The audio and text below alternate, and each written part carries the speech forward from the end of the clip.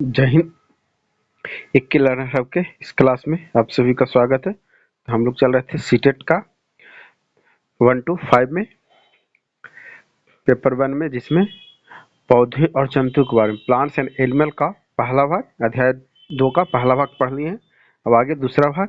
तो पहले हम लोग पढ़े पौधे के बारे में जान लिए, फिर पौधे के भाग और उनकी भूमिका के बारे में, जड़, तना, पत्ती, इन के बारे में जान गए, प्रकाश संश्लेषण के बारे में जाने, फिर फूल, फल, बीज, फिर पौधों का प्रकार के बारे में, कुछ विशेष पौधे या वृक्ष या फिर पौधों का महत्व समझ जान गए। अब हम लोग आगे पढ़ते हैं बच्चों के लिए पौधों का महत्व क्या है।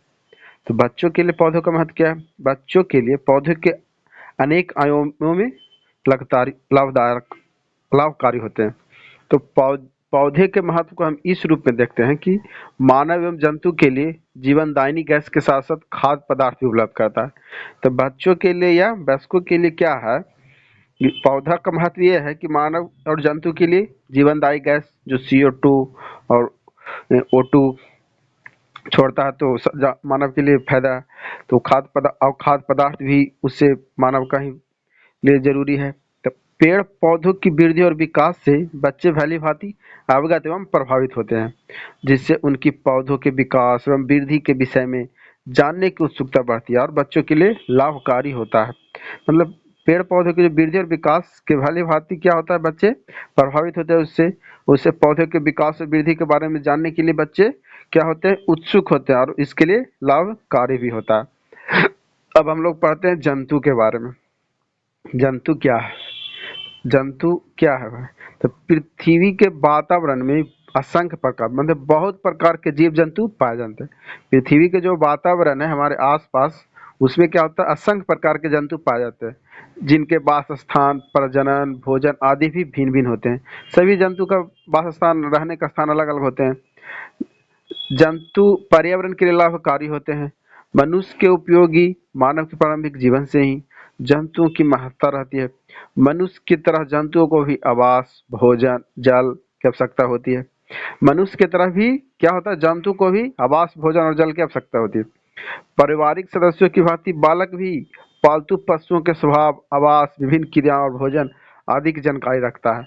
पालतू पशुओं का बालक के व्यक्तित्व पर व्यापक प्रभाव पड़ता है। इसमें क्या कर याद करने लग, पृथ्वी के वातावरण में क्या है, बहुत प्रकार के जीव जंतु, जिनका वास स्थान, प्रजनन क्षेत्र, भोजन आदि के लिए जरूरत होती है। सबका अलग अलग होता है। जंतु पर्यावरण के लिए भी लाभदायक होते हैं और मनुष्य के लिए भी उपयोगी होते हैं। मानव अपने प्रारंभिक जीवन क्या होता है, जंतुओं की महत्ता रखती है और मनुष्य की तरह ही जंतुओं को भी आवास, भोजन, जल की आवश्यकता होती है। परिवार के सदस्यों के भली भांति बालक भी क्या कहते हैं, पालतू पशुओं का स्वभाव, आवास, क्रिया और भोजन की जानकारी रखता है और पालतू पशुओं को बालक के व्यक्तित्व पर व्यापक प्रभाव पड़ता है। ये था जंतु के बारे में। अब आते हैं जंतुओं का वास स्थान। जंतुओं का वास स्थान उन स्थानों पर रहना पसंद करते हैं। जंतु जो उन स्थानों पर रहना पसंद करते हैं जो उनके लिए अनुकूल हो, खाद्य सामग्री के लिए भी अनुकूल हो।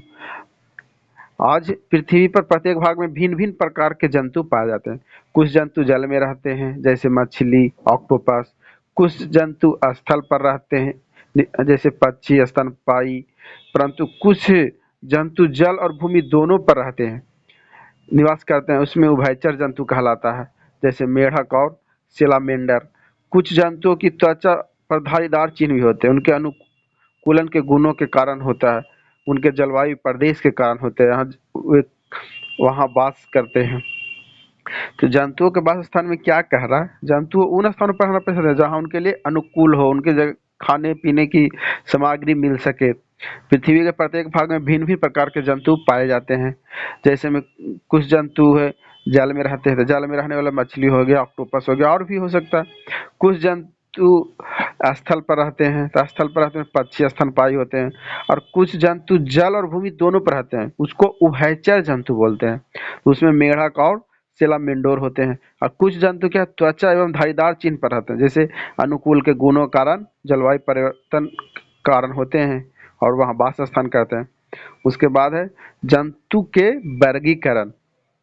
जंतु के वर्गीकरण भी बहुत प्रकार से हैं, जैसे शारीरिक रचना के आधार पर, फिर है वासस्थान के आधार पर वर्गीकरण। ये दो आधार है। तो जिसमें सबसे पहले हम लोग पढ़ते हैं शारीरिक रचना के आधार पर वर्गीकरण। तो जंतुओं को उनके शारीरिक रचना, पोषण, आवास, स्वभाव, उपयोगी के आधार पर कई प्रकार से वर्गीकृत किया जाता है। पर्यावरण की दृष्टि से माने आसपास के जो हो रहा है उसके दृष्टि से अत्यधिक महत्वपूर्ण होता है। जंतुओं के प्रकारों का विवरण भी बहुत है। जैसे शारीरिक रचना के आधार पर वर्गीकरण, तो शारीरिक रचना के आधार पर वर्गीकरण क्या होगा?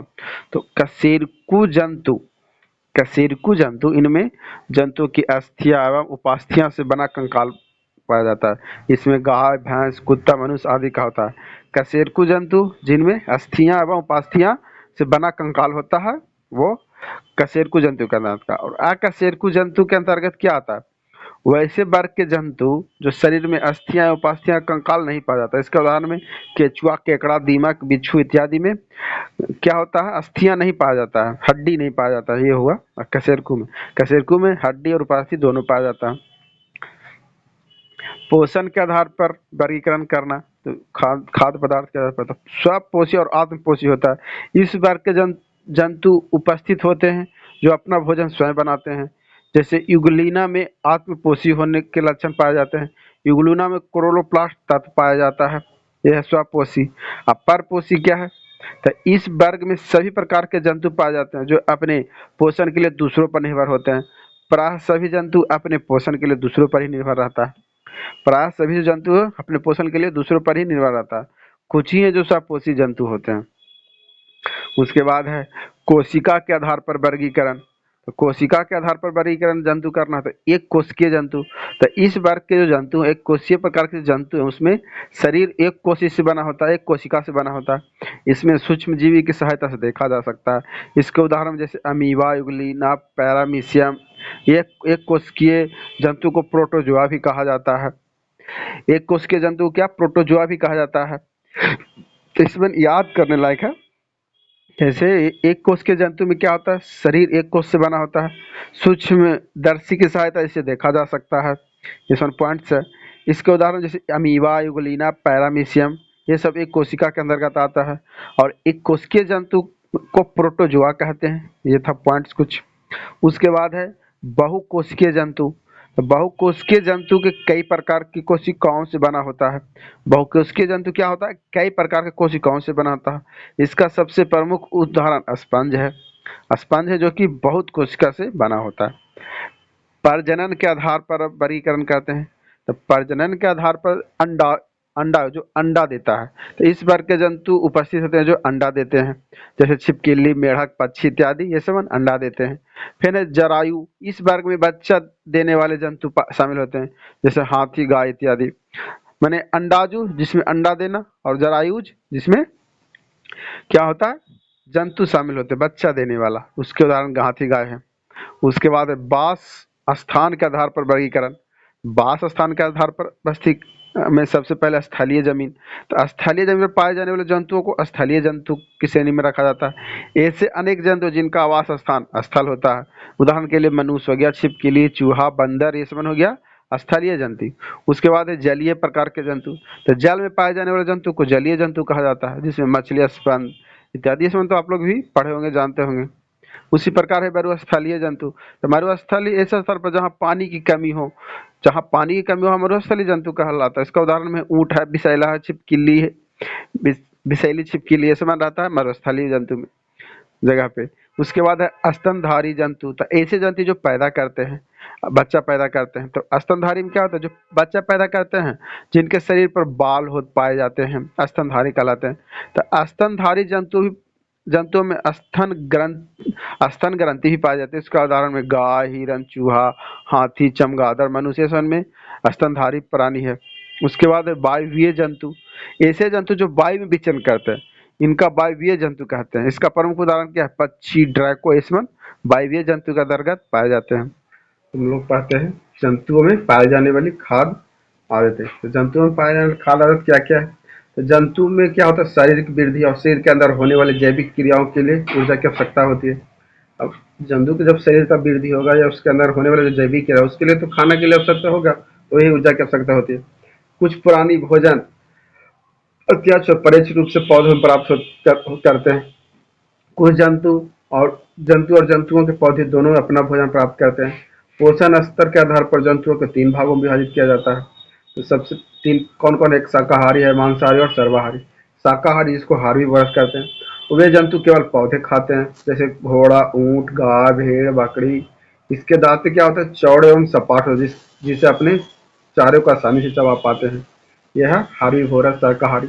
उसके बाद है मांसाहारी, जिसको कार्निवोरस जंतु। तो वे जंतु जो क्या करते हैं, जंतुओं को खाते हैं, वो केवल जंतुओं को खाते हैं, उसको मांसाहारी कहते हैं। जैसे शेर हो गया, चीता हो गया, भेड़िया हो गया, लोमड़ी हो गया, इसमें क्या है, मांसाहारी के अंदर आते हैं। इसके दांत कैसे लंबे और नुकीले होते हैं, ताकि वो अपने खाद्य पदार्थ को आसानी से काट फाड़ चीर सके। उसके बाद है सर्वाहारी, जिसको ओमनीवोरस कहते हैं। वे जंतु जो पौधे और जंतु दोनों खाते हैं। सर्वाहारी भी क्या होता है, पौधे और जंतु दोनों खाते हैं। इसमें प्राय क्या आता है, मनुष्य, कुत्ता, बिल्ली, ये सब सर्वाहारी में आता है। इनके दांत चौड़े और सपाट, नुकीले और लंबे दोनों प्रकार के होते हैं। उसके बाद है जंतुओं सजीव में श्वसन। तो सभी जंतु श्वसन प्रक्रिया के द्वारा भोजन ऊर्जा प्राप्त करते हैं। सांस लेना श्वसन तंत्र की आवश्यकता की प्रक्रिया, जिसमें जंतु ऑक्सीजन के रूप में गैस अंदर लेते हैं, कार्बन डाइऑक्साइड के रूप में बाहर छोड़ते हैं। तो विभिन्न प्रकार के जंतुओं में सांस लेने की प्रक्रिया भिन्न भिन्न होती है, जो नीचे निम्नलिखित है। जैसे मेढक मेढक फेफड़ा और त्वचा के द्वारा सांस लेता है। केचुआ त्वचा और आंत त्वचा के द्वारा केचुआ सांस लेता है। उसके बाद मक्खी या कॉकरोच, जो कि बातक हैकिया के द्वारा सांस लेने वाला अंग है। तो मनुष्य, शेर, सांप, पक्षी, फेफड़ा, जिसको फुसफुस के द्वारा लेता है। और ऑक्टोपस मछली गिल क्लोम के द्वारा लेता है। और व्हेल और डॉल्फिन क्या होता है, फेफड़े के नासाद्वार या बातचीत के द्वारा लेता है, अपने सांस लेने वाला अंग है। उसके बाद है जंतुओं द्वारा गति। तो जंतुओं द्वारा गति क्या है, प्रायः सभी जंतु गतिशील होते हैं। वे एक स्थान से दूसरे स्थान भ्रमण करते हैं और करने के लिए विभिन्न प्रकार की गति करते हैं। जैसे कुछ प्रमुख जंतु गतिशील संबंधित विवरण जो नीचे है। जैसे चलने वाला जंतु, तो चलने वाला जंतु मनुष्य, शेर, कुत्ता, बिल्ली, गाय इत्यादि है। रेंगने वाले जंतु में केंचुआ, सांप। और सांप अनेक बलय एवं पेशियों की सहायता से, केंचुआ पेशियों और सूंड की सहायता से गति करते हैं। ये समान गति करने वाला जंतु है। उड़ने वाले जंतु में कौन कौन आते हैं, तो उड़ने वाले में पक्षी उड़ने का कार्य करता है। शुतुरमुर्ग और एमू जैसी पक्षी उड़ते नहीं है, अपितु तेज गति से भागते हैं। उल्लू क्या होता है, उल्लू अपनी गर्दन पीछे तक घुमा लेता है, इसमें उड़ने वाला जंतु। उसके बाद है तैरने वाले जंतु में मेढक, मछली के साथ साथ हंस, बत्तख, पक्षी, ये सब जल में भी तैरते हैं। फुदकने वाले जंतु में मेढक आता है। कॉकरोच एक ऐसा जीव है जो चलने, चढ़ने, उड़ने तीनों कार्य में करता है। ये इंपॉर्टेंट पॉइंट क्या है, कॉकरोच एक ऐसा जीव है जो चलने, चढ़ने, उड़ने और तीनों कार्य को कर सकता है। उसके बाद है जंतुओं में प्रजनन। तो जंतुओं में प्रजनन वह किसके क्रिया के अंतर्गत होता है, वह क्रिया जिसके अंतर्गत जंतु अपने समान संतान उत्पन्न करे वह प्रजनन कहते हैं। प्रजनन दो प्रकार के होते हैं, एक होते हैं जरायु, एक अंडज प्रजनन। जरायु इसमें क्या होता है, इसमें प्रजनन क्रिया के दौरान बच्चे जन्म देते हैं, जैसे गाय, कुत्ता, मनुष्य आदि। और अंड प्रजनक के द्वारा क्या होता है, बच्चे अंडों से उत्पन्न होते हैं, जैसे पक्षी, गोरैया, मेढक, बत्तख, मछली, छिपकली, कछुआ, सांप, ये सब अंडा से प्राप्त किया जाता है। चमगादड़, व्हेल मछली, सील मछली आदि बच्चे को जन्म देते हैं, जो कि अपने बच्चों को दूध भी पिलाते हैं। इसमें कौन कौन है, चमगादड़, व्हेल मछली, सील मछली, इसमें क्या होता है, बच्चों को जन्म देता है और अपने बच्चों को दूध भी पिलाते हैं। प्रजनन द्वारा विभिन्न भिन्न भिन्न प्रकार के बच्चों को जन्म देते हैं, जो विभिन्न नाम इस प्रकार है। जैसे भालू शावक हो गया, तितली कैटरपिलर, कौवा चूजा, मेढक टेडपोल, बाज यास, कंगारू जोई, कैपी बच्चा, पेंगुइन चूजा देता है, चूजा है उसका बच्चा का, खरगोश तो बन्नी, भेड़ तो मेमना, याक तो बछड़ा या बछिया। उसके बाद है पक्षी तो चूजा, ऊंट तो बछड़ा बछिया, हाथी तो बछड़ा और बछिया, जिराफ भी बछड़ा बछिया, फिर घोड़ा ये भी है बछड़ा बछिया बच्चे इसका नाम। बंदर तो शिशु के रूप में जन्म देता है। चमगादड़ पिल्ला पिल्ली, फिर कुत्ता इसका भी पिल्ला पिल्ली बोलते हैं। सांप को भी पिल्ला पिल्ली बोलते हैं बच्चा का। उसके बाद शेर के बच्चा को शावक बोलते हैं। जेबरा के बच्चे को बछड़ा और बछिया बोलते हैं। ये था। वीडियो अच्छी लगी तो लाइक करें, चैनल को सब्सक्राइब करें।